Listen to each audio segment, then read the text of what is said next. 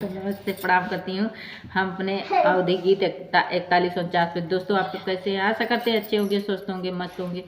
और दोस्तों हमारे चैनल को लाइक शेयर सब्सक्राइब करना, ज़्यादा से ज़्यादा सपोर्ट करना।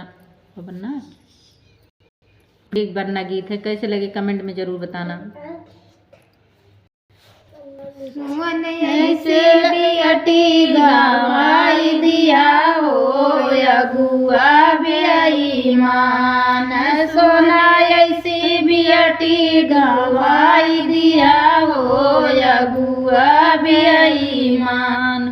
तब तऊ काया करे महला दो मांझा, तब तऊ काया करे बागा बगीचा, ये कईने बुलवा देखाई दिया हो अगुआ बेईमान, ये कईने बुलवा देखाई दिया हो अगुआ बेईमान। सोना ऐसी बियटी डुबाई दिया हो अगुआ बेईमान। तब तऊ कायावन के खेतवाया उबारी, तब तऊ कायावन के खेतवाया उबारी, करतई मजूरिया देखाई दिया हो अगुआ बेईमान, करतई मजूरिया देखाई दिया हो अगुआ बेईमान।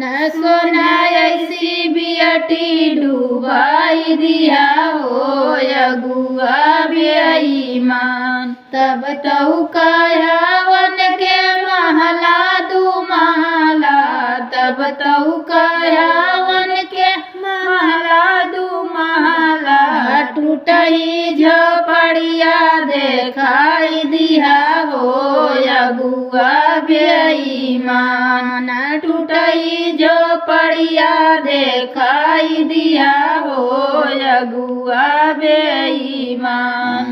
सोना ऐसी बेटी डुबाई दिया हो अगुआ बेईमान।